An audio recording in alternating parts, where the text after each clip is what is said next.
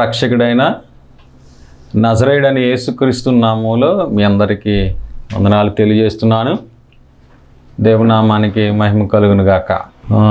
ఈ Holi God gospel అనే యొక్క టీవీ కార్యక్రమాలు మీకు దీవెనకరంగా ఉన్నాయని మేము తలుస్తూ ఉన్నాను. మీ యొక్క ప్రార్థనా అవసరతలు స్క్రీన్ మీద కనబడుతున్నటువంటి ఫోన్ నెంబర్లకు తెలియజేస్తే కనుక మీ కొరకు కూడా మేము ప్రార్థన చేస్తుంటాం. అలాగే ఈ కార్యక్రమాలు యూట్యూబ్లో కూడా ఉంటాయి. Holy God AG church Velpur అని సెర్చ్ చేస్తే కనుక ఆ యొక్క టీవీ కార్యక్రమాలు ఇంకా యూట్యూబ్లో కూడా ఉంటాయి కనుక మా యొక్క యూట్యూబ్ ఛానల్ని మీరు అందరూ కూడా సబ్స్క్రైబ్ చేయవలసిందిగా కోరుచున్నాం. ఈ కార్యక్రమాలు మీ యొక్క సలహాలు సూచనలు కానీ ఏదైనా మీరు తెలియజేసినా మేము ఏమీ ఇబ్బంది పడము. మీ యొక్క సలహాలు ఏమైనా ఇవ్వాలంటే కూడా మీరు ఇవ్వచ్చు. దేవుని యొక్క వాక్యాన్ని కొద్ది సమయం ధ్యానం చేసుకుందాం. మత్తయి సువార్త 10వ అధ్యాయం 16వ వచనం నుంచి మనం ఇక్కడ చూసుకున్నట్లయితే, ఇదిగో తోడేళ్ల మధ్యకు గొర్రెలను పంపినట్లు నేను మిమ్మల్ని పంపుచున్నాను. గనుక పాము వలె వివేకము, పావురం వలె నిష్కపటులై ఉండుడి. ఇక్కడ యేసు ప్రభు వారు వారి యొక్క శిష్యులతో చెప్తున్నాడు. వారి శిష్యులతోటే కాదు మనందరితోటి కూడా ఆయన చెప్తున్నాడు అన్నమాట. ఈ మాట ఏంటంటే, తోడేళ్ల మధ్య గొర్రెలను పంపినట్లుగా మేము పంపుచున్నాను. తోడేళ్ళు ఉన్నాయి యొక్క సమాజంలో. క్రూరులు, తోడేళ్ళు అంటే క్రూరులైనటువంటి మనుషులు, క్రూరులైన మనుషులు ఉన్నారు. కాబట్టి మీరు వివేకం కలిగి జీవించండి, పాము వలె వివేకం కలిగి. అసలు ఇక్కడ యేసు ప్రభు గారు చెప్పింది పాముని గురించి అని చెప్పాడు. పాత నిబంధన గ్రంథం నుంచి కూడా పాము అనేది అపవాదికి సాదృశ్యంగా కనపడుతుంది. ఆది సర్పము, ఘట సర్పము, అవ్వ దగ్గరికి సర్పం వలె వచ్చింది, పాము శపించబడినది, ఇలాగ కనపడుతూ ఉంటుంది. కానీ ప్రభువారు పామును గురించి ఇక్కడ అంటున్నాడు, పాము వలె వివేకం కలిగి ఉండాలి. పాము చూడండి, ఎవరైనా కొడతారేమో అని అది ఎంతో వివేకంగా దాక్కుంటూ ఉంటుంది. తన యొక్క శరీరాన్ని అంతా కూడా మడత పెట్టేసుకుంటుంది. తన శరీరాన్ని అంతా కూడా మడత పెట్టి చిన్న ప్లేస్లో కూడా అది నక్కి చూస్తుంది. అంటే వివేకం కలిగి జీవించమన్నప్పుడు ఆ పాము గురించి ఆయన చెప్పాడు. అయితే మనకు కూడా ఆయన చెప్తున్నాడు, వివేకం కలిగి జీవించాలి, వివేకం కలిగి జీవించమని దేవుడు మనకు సెలవిస్తూ ఉన్నాడు. ఈ రోజుల్లో వివేకం లేకుండా వెళ్ళి తొందరపాటుగా మాట్లాడడం, లేకపోతే మనకు అవసరం లేనటువంటి గొడవల్లోకి తలదూర్చడం, ఇవన్నీ చాలామంది చేస్తారు. ప్రభువారు అదే అంటున్నాడు, అనవసరమైనటువంటి వీటిలోకి వెళ్ళకూడదు, మీరు వివేకం కలిగి జీవించాలి, వివేకం కలిగి నాయకుడి యుద్ధం చేయము అంటాడు. అంటే మనకు వివేకం అనేది ఉండాలి. ఆ వివేకంతో పాటు పావురం వలె నిష్కపటులైండి, నిష్కపటంగా మనము జీవించాలి. పావురం ఎలా అయితే నిష్కపటంగా, శాంతికి చిహ్నంగా, గుర్తుగా, లేకపోతే పరిశుద్ధాత్మ గుర్తుగా, అంటే పావురం ఎలా అయితే నిష్కపటంగా ఉంటుందో అది అలాగే మనము కూడా నిష్కపటులుగా మనము జీవించాలి అని ఈ యొక్క రెండు జంతువుల పేర్లు ఆయన పక్షి గురించి, పాము గురించి కూడా ఆయన చెప్తూ ఉన్నాడు. ఎందుకు ఇదంతా ఆయన చెప్పుకొస్తున్నాడంటే, మనుష్యులను గూర్చి జాగ్రత్త పడుడి, మహాసభలకు అప్పగించి తమ సమాజ మందిరంలో మిమ్మల్ని కొరడాలతో కొట్టిందురు. మనుషులను గూర్చి జాగ్రత్త పడండి, మిమ్మల్ని కొరడాలతో కొట్టిస్తారు. చూడండి, దేవుని యొక్క వాక్యం యేసు ప్రభు వారు ఆనాడే చెప్పాడు. 2025 సంవత్సరాల క్రితం చెప్పాడు ఆయన. 2000 సంవత్సరాల క్రితమే ఆయన చెప్పాడు. ఏమని చెప్పాడండి? మిమ్మల్ని మహాసభలకు అప్పగించి తమ సమాజ మందిరంలో మిమ్మల్ని కొరడాలతో కొట్టింతురు. సమాజ మందిరంలో మిమ్మల్ని కొరడాలతో కొట్టిందిరు. ఎందుకు కొట్టిస్తారు? ఎందుకు అంటే మీరేదో తప్పు చేశారని కాదు, మీరు ప్రభువుని నమ్ముకున్నారని అంతే. కేవలం నిజంగా మరి ఈ లోక సంబంధమైనటువంటి పోకిరిగాళ్ళ జోలికి కానీ, ఈ లోక సంబంధమైనటువంటి అల్లరితో కూడిన ఆటపాటలతో ఉన్నవారికి కానీ, ఈ లోక సంబంధమైనటువంటి వారి జోలికి ఎవరు వెళ్ళరు. అసలే ఈ లోక సంబంధంగా వాళ్ళు ఎంత అల్లరి చిల్లరగా ఉన్నా కూడా వారి జోలికి ఎవరు వెళ్ళరు.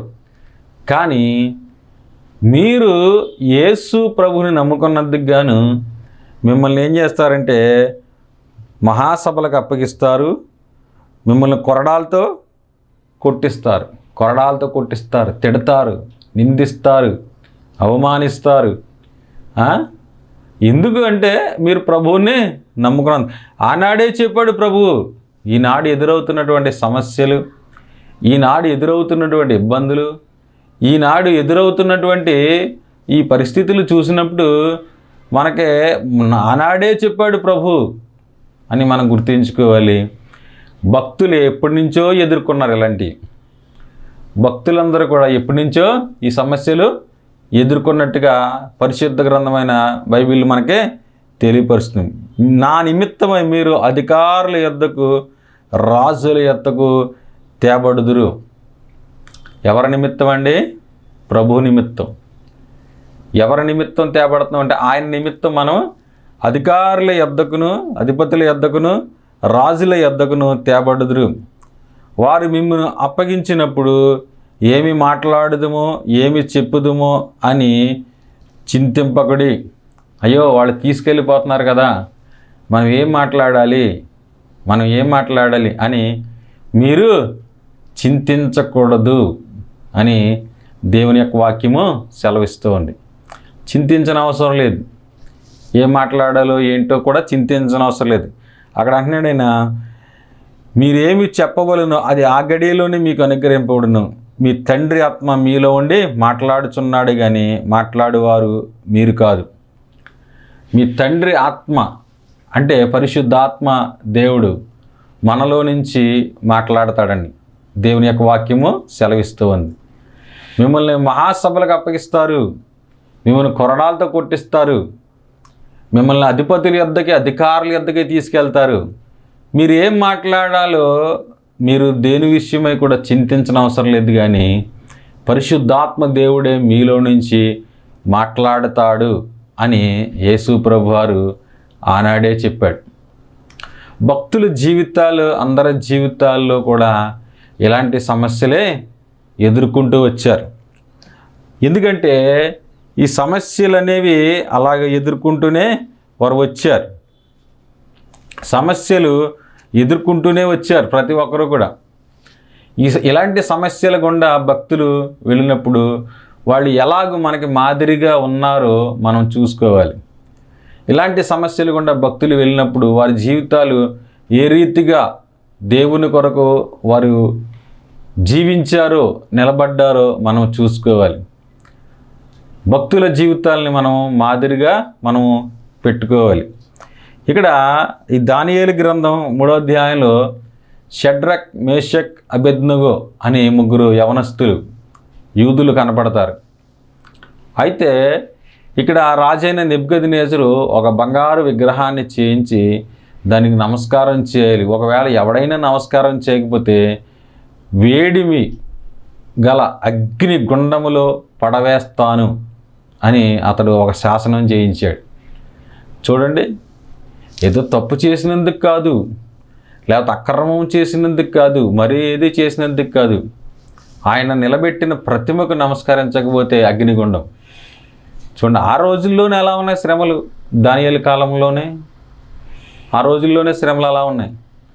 ఎప్పుడు శ్రమలు అలాగే ఉంటాయి, ఎప్పుడు ఇబ్బందులు అలాగే ఉంటాయి, ఎప్పుడు అపవాది మనలను టార్గెట్ చేస్తూనే ఉంటుంది.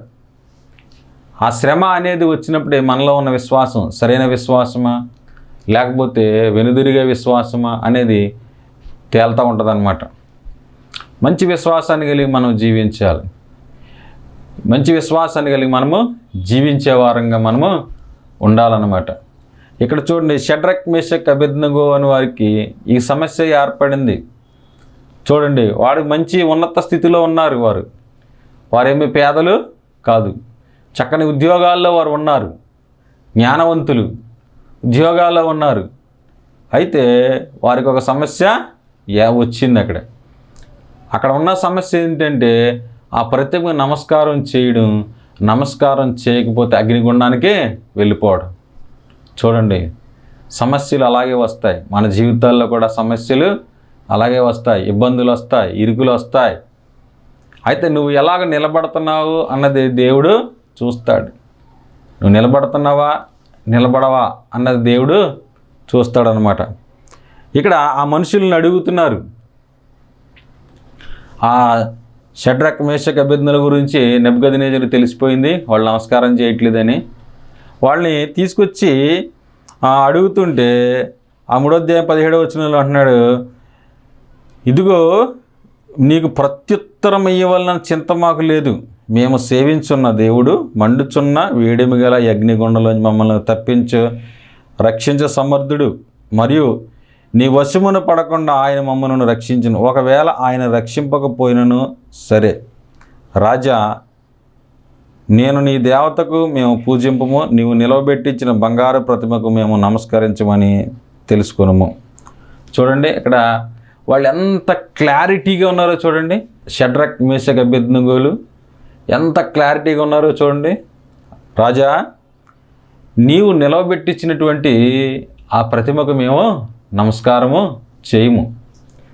ఒకవేళ మా దేవుడు ఆ అగ్నిగుండం నుంచి నీ వశము నుంచి రక్షిస్తాడు.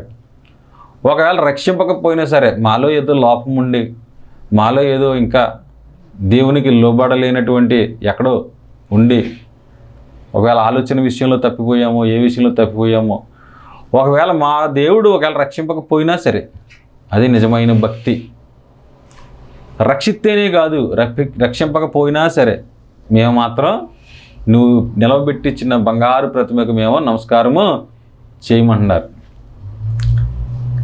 ఇక్కడ ఎంతో ఇరకాటం వచ్చేసింది, ప్రాణం పోయే పరిస్థితి. ఇక ప్రాణాలు ఇంకే ఉంటాయి. అయితే ఆ మాట విన్న నెబుకద్నెజరుకి చాలా కోపం వచ్చేసి అగ్ని 7 అంతలు చేయమన్నాడు. అగ్ని 7 అంతలు, అగ్నిగుండాన్ని 7 అంతలు వేడిమిగా చేయమన్నాడు. చూడండి, అపవాది కూడా మనలను హింసించడానికి ఇంకా చెలరేగిపోతుంది. మనల్ని ఏ రీతిగా హింసించాలి, మనల్ని ఏ రీతిగా మనలను శిక్షించాలి అని ఇంకా చెలరేగిపోతూ ఉంటుంది అన్నమాట. ఇంకా చెలరేగిపోతుంది. అయితే మనం భయపడకూడదు. మనకు దేవుడు తోడుగా ఉన్నాడు, మనకు ఆయన సహాయంగా ఉన్నాడు, మనకు ఆయన సహాయం చేసే దేవుడు. పరిశుద్ధ గ్రంథం మనకు అదే నేర్పిస్తూ ఉంది. అయితే వాళ్ళు ఎంతో వేడి చేసేసేసి, 7 అంతలు వేడి చేసేసి వాళ్ళని అగ్నిగుండంలోనికి బట్టలతోటి వాళ్ళకు ఉన్నటువంటి వాటిని విసిరేస్తే విసిరేసిన మనుషులు ఆ అగ్ని వేడికి చనిపోయారు. వాళ్ళని విసిరివేసిన మనుషులు ఉంటారు కదండి, ఆ వేడికి వాళ్ళు చనిపోయారు. ఆ అగ్నిగుండంలో షడ్రక్ మేషక్ అబేద్నెగోలు వారు అగ్నిగుండంలో కాలలేదు. వాళ్ళు అలాగే అగ్నిగుండంలో తిరుగుతున్నారు. వారితో పాటు దేవుడు కూడా అగ్నిగుండంలో ఉన్నాడనమాట. కాలకుండా వాళ్ళు ఉన్నారు. అప్పుడు నెబుకద్నెజరు అంటాడు, ఇదిగో మీరు ఎంతమందిని వేశారంటే, మేము 3 వేశారు కదా అంటే, కాదు, 4వ వ్యక్తి కనపడుతున్నాడు. చూడండి, అక్కడ నెబుకద్నెజరుకి ఆశ్చర్యపోయాడు అనమాట.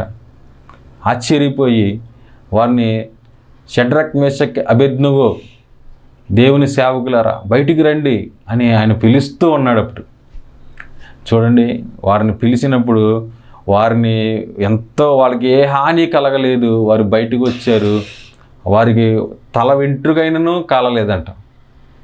దేవుడు అలాగూ మనల్ని కాపాడుతాడు. మనం నిలిచి ఉండాలి. షడ్రక్, మేషక్, అబేద్నెగోలను కాపాడిన దేవుడే మనల్ని కూడా కాపాడుతాడు. ఇక్కడ అదే చెప్తున్నాడు ఈ మత్తయి సువార్త 10వ అధ్యాయంలో. ఆయన చెప్తున్నాడు, మీ యొక్క మాట్లాడేవారు మీరు కాదు, పరిశుద్ధాత్ముడే మాట్లాడతాడు. సహోదరుడు సహోదరుణ్ణి, తండ్రి కుమారుణ్ణి మరణమునకు అప్పగించెదరు.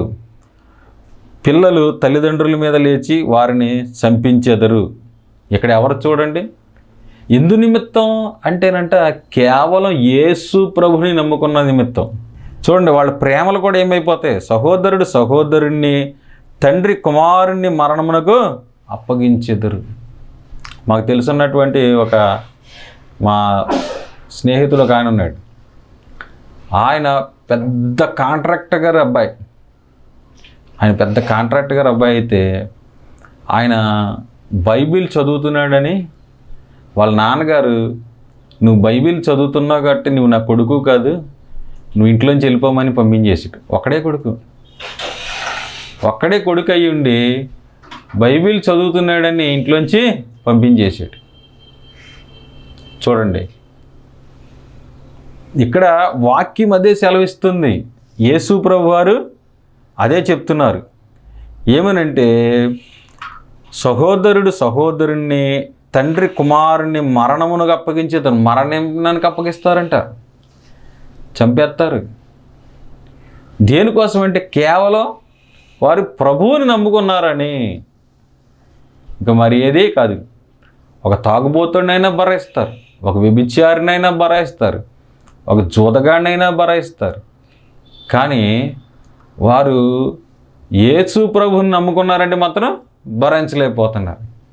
నిజంగా యేసు ప్రభువుని నమ్ముకున్న తర్వాత ఆ వ్యక్తి ఎలా మార్చబడతాడండి?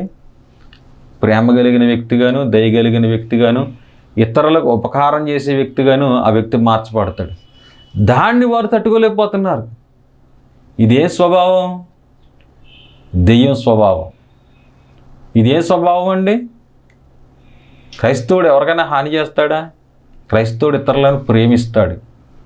క్రైస్తవుడు ఎవరికైనా సహాయము చేస్తాడు. క్రైస్తవుడు అంటే ఏంటి? క్రీస్తుని అనుసరించేటటువంటి వాడు. క్రీస్తు మనకి ఏం మాదిరి చూపించాడు కలువరి శిలువలో? తండ్రి, వీరేమి చేయుచున్నారో ఎరుగరు గనుక వీరిని క్షమించు అన్న మాదిరి చూపించాడు యేసయ్య మనకి. అదే మాదిరి కదా. ఈ రోజున చాలామంది కూడా క్రైస్తవ్యం అంటే చాలా చులకన భావంగా చూస్తారు. కానీ మన నాయకుడు, మన యజమానుడు, మన దేవుడు మనకేం చూపించాడంటే శాంతియుత మార్గాన్ని చూపించాడు. ఎవడైనాను నిన్ను కుడి చెంప మీద కొడితే ఎడమ చెంప కూడా తిప్పవలను. దేవుడు శాంతి మార్గాన్ని మనకే నేర్పించాడు. ఎందుకంటే తీర్పు తీర్చేవాడు ఆయన. మన మీదకి ఎవరైనా వస్తే వారిని శిక్షించేది యేసయ్య. మనం క్షమిస్తూ ప్రేమిస్తూ వెళ్ళడమే. యేసయ్య మనకు అదే మాదిరి చూపించాడు. తండ్రి, వీరేమి చేయుచున్నారో ఎరుగరు గనుక వీరిని క్షమించు అని మాదిరి చూపించాడు యేసయ్య. మనకు ఆయన మాదిరి అయి ఉన్నాడు. కాబట్టి మనం ఆయన అనుసరిస్తున్నాం. ఎందుకనంటే మనకు మాదిరి ఆయనే. నోరు తెరవలేదు, ఆయనకి శక్తి ఉంది. ఆయనకి శక్తి లేదనుకుంటున్నారా? ఆయన పేతురుతో అంటాడు, పేతురు, నేను వేడుకొనలేననియు ఒకవేళ వేడుకుంటే 12 వ్యూహాల సైన్యము ఇప్పుడే రాదని నీవు అనుకునిచున్నావా? ఆయన ప్రార్థన చేస్తే 12 వ్యూహాల సైన్యం వస్తుంది. 12 వ్యూహాల సైన్యం వస్తే ఈ భూమి మీద ఇంకెవడో ఉండడు. అంటే ఒక దేవదూత 1,85,000 మంది చంపుతుంది. అలాంటి 12 వ్యూహాలు. మాటలంటి వ్యూహం అంటే 6,000. అలాంటిది 12 వ్యూహాల సైన్యం అంట. వస్తే ఇక భూమి మీద ఎవడ కూడా మనిషి అనేవాడు ఉండడు. కాబట్టి నేను వేడుకుంటే నాకు అంత శక్తి ఉంది, కానీ మరి లేఖనములు ఎలాగో నెరవేరును అంటాడు. మనకు కూడా బలం ఉంటుంది, మన శరీరక బలం ఉంటుంది.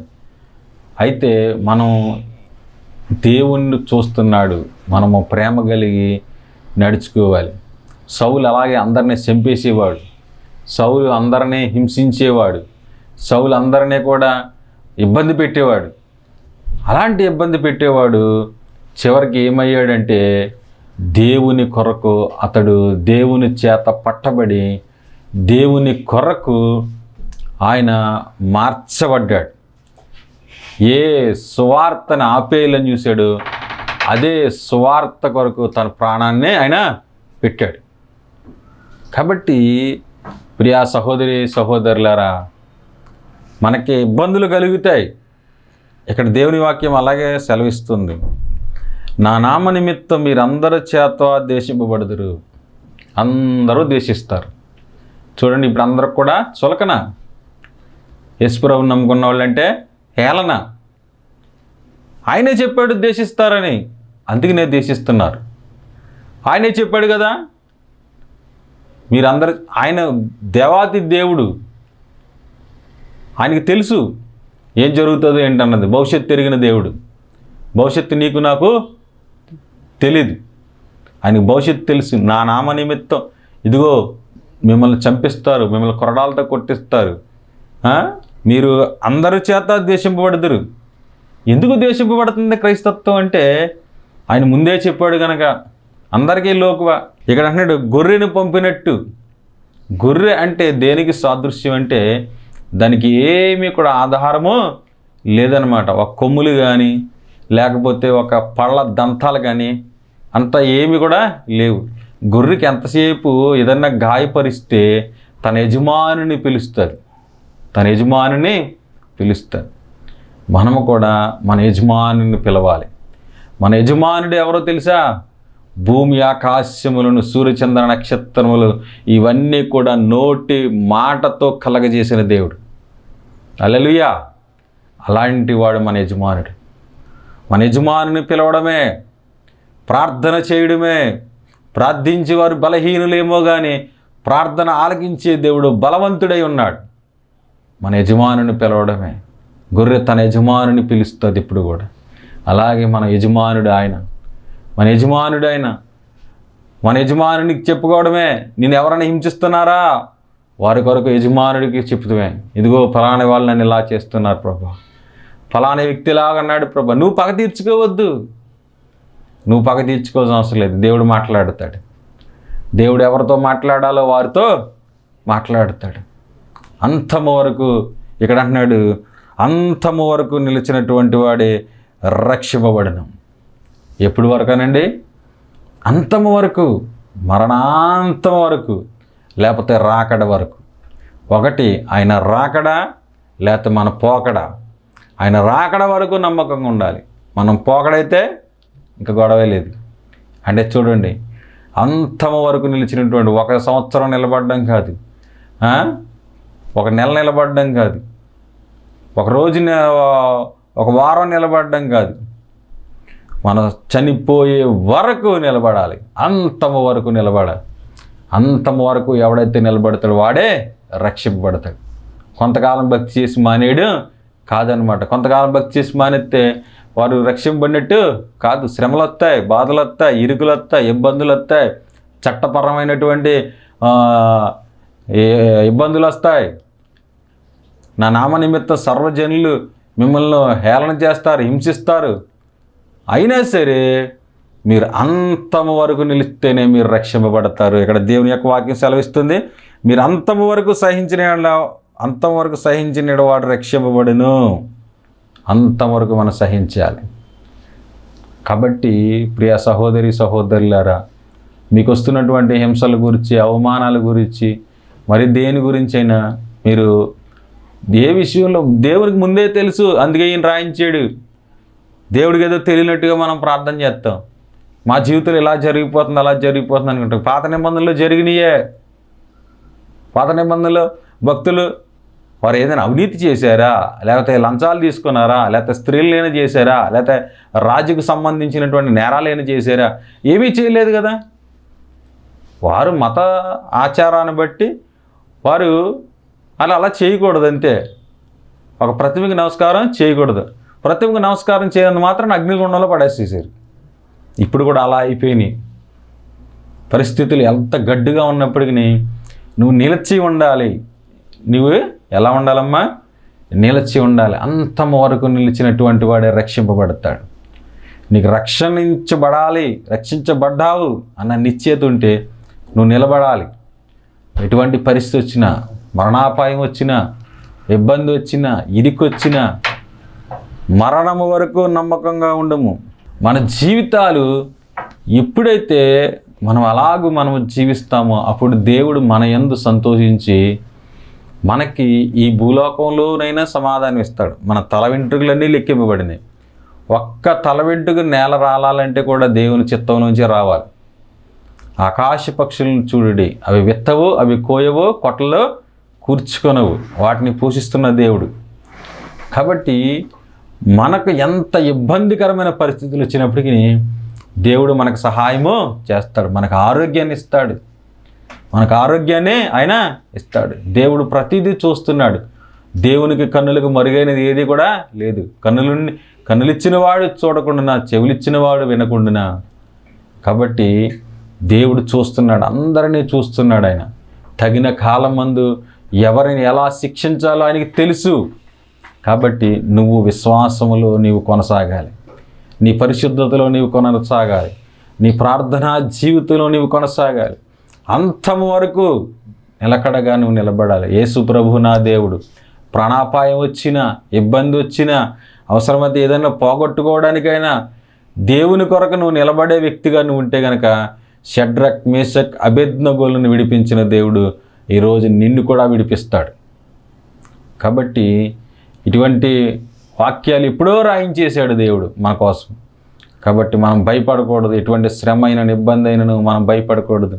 దేవుడు నాకు తోడుగా ఉన్నాడు, దేవుడు నాకు సహాయము చేస్తాడు అన్న నమ్మకంతో మనం జీవించాలి. పరిస్థితులు ఎలా ఉన్నప్పటికీ దేవుడు మనకు సహాయము అనుగ్రహిస్తాడు. ఆయన సహాయం చేయకుండా ఆయన మానడు. మనకు మేలు చేసే దేవుడు మనం కలిగి ఉన్నాం. ప్రేమ కలిగిన దేవుని కలిగి ఉన్నాం. సర్వశక్తుడైన దేవుని మనం కలిగి ఉన్నాం. కాబట్టి ఇలాంటి దేవుని కలిగి ఉన్నందుకు ఎంతో ధన్యులం. కనుక ఏ విషయంలోని బెదిరిపోకుండా దేవుని రాజ్యం మహిమ కొరకు మనము జీవిద్దాం. దేవుడి మాటలు దీవించునుగాక. ఆమేన్. పరిశుద్ధుడైన తండ్రి, కృపగలిగిన దేవ, స్తోత్రాలు. ఈ యొక్క లేఖనాన్ని బట్టి నేను స్తుతిస్తున్నాను దేవా. అంతం వరకు ప్రభా మీరు నమ్మకంగా ఉండడానికి సహాయం చేయండి. ఈ కార్యక్రమాలు చూస్తున్న వారిని దీవించండి ప్రభా. నమ్మకంగా ఉండడానికి సహాయం దయచేయండి. వారిని దీవించి వారి అక్కర్లు తీర్చమని, ఆరోగ్యాలు దయచేయమని, ఎవరు ఏ ఇబ్బందులు ఎదుర్కొంటున్నారో ఆ ఇబ్బందుల నుంచి తప్పించి నీ కృప చూపించి, నీ దయ చూపించమని, ఈ కార్యక్రమం వారికి దీవెనగా ఉండడానికి సహాయం దయచేయమని ప్రభువును రక్షకుడు నజరేయుడైన యేసుక్రీస్తునామమున ప్రార్థన చేస్తున్నాం పరమ తండ్రి. ఆమేన్. అందరికీ వందనాలండి.